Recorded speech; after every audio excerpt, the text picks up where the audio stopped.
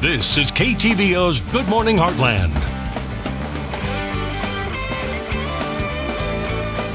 And welcome back. You've probably seen signs for shingles vaccinations, but do you know what it is or how to treat it? Ella Kellison from the Complete Family Medicine Group is here this morning to break it down for us. How are you doing today? I'm well. How are you? I'm doing great. So I see the signs posted all over the Heartland. Get your vaccination, shingle vaccinations, but I'm not really familiar with it. So first off, what is shingles? Sure. So shingles is a very painful rash that is caused by reactivation of a virus called herpes zoster. Okay. This is the same virus that causes chickenpox, typically in children.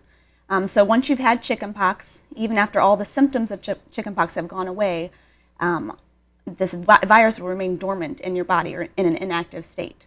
Most of the time, we never see its face again. However, on occasion, usually under times of physical stress or emotional stress, this virus will reactivate in the form of shingles. So how common is this? It's actually fairly common. About 1 in every 3 people in the United States will develop shingles at some point in their life. We see it much more often in the elderly populations and also patients that are immunocompromised. So what are some symptoms that we should look out for? Like, are we automatically going to break out in a rash, or are there other symptoms that kind of start off first and then eventually get to the rash? So certainly the most common symptom or most prominent symptom of shingles is a very painful, blistering rash. This rash is usually just on one side of the body, usually wrapping around from the front to the back of the body. It's very common to see it on the, basically on the thorax of the body, sometimes on the neck.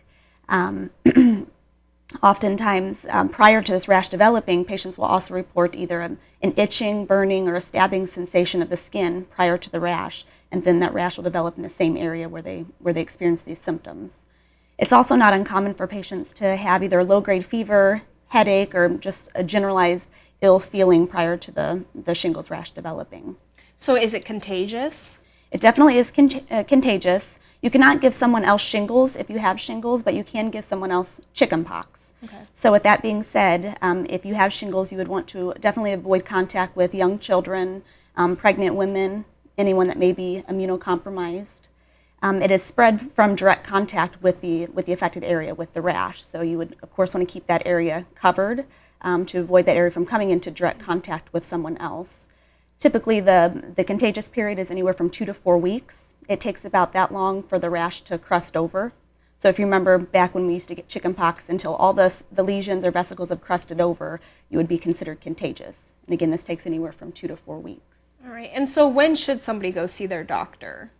Well, really, if you believe that you have shingles, you should see your healthcare provider right away. The reason we suggest this is ideally you would like to start antiviral medicine within 48 hours of developing symptoms. The sooner you start this medication, the more likely it is to be effective to decrease the severity of shingles and also to prevent what's called a postherpetic neuralgia. Postherpetic neuralgia is just a very painful nerve sensation that can persist for weeks, sometimes even months after the shingles rash is completely gone. Oftentimes your doctor could also possibly prescribe medicine to help ease the pain and ease the inflammation in the area. They may also just suggest some over-the-counter ointments to help with the itch in the affected area also. Now, with this vaccination, is this something that you have to get yearly, like a flu shot? And is that how it works? No, actually the vaccination is a one-time vaccination. So it's an FDA-approved vaccination called Zostavax.